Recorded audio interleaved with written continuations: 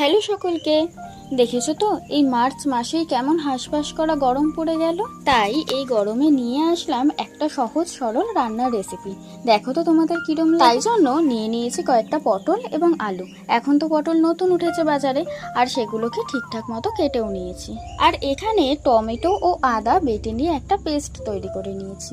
এরপর আর কি, কড়াই গরম করে তেল দেওয়ার পরে সেই তেলটা ভালো মতো গরম হলে তাতে ফোড়ন হিসেবে গোটা জিরে দিয়ে দেবো। তারপর তার মধ্যে আগে থেকে কেটে রাখা আলু এবং পটলগুলোকে একে একে দেওয়ার পরে তাতে নুন এবং হলুদ দিয়ে ভালো মতো ভেজে নেব।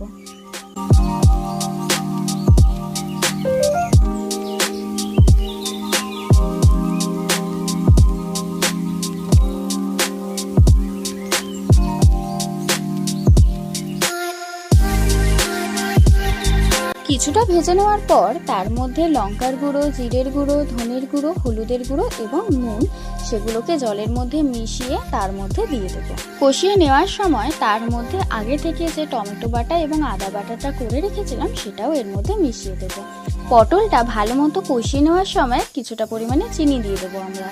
আমি জানি তোমাদের মধ্যে অনেকেরই পটল খুব একটা পছন্দের খাবার নয়, তবে এই রেসিপিটা একবার বাড়িতে ট্রাই করে দেখতেই পারো। কষানো মোটামুটি হয়ে এলে তার মধ্যে আমরা পরিমাপ মতো জল দিয়ে দেবো।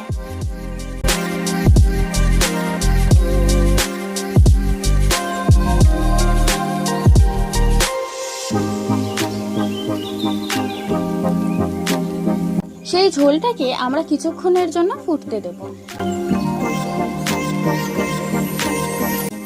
ব্যাস, ঝোল শুকিয়ে এলেই তার মধ্যে ঘি দিয়ে পরিবেশন করলেই রেডি হয়ে যাবে আমাদের আজকের মেনু আলু পটলের বন্ধনের রং। রান্নাটা দেখতে কিরম লাগলো সেটা কিন্তু কমেন্টে জানিও।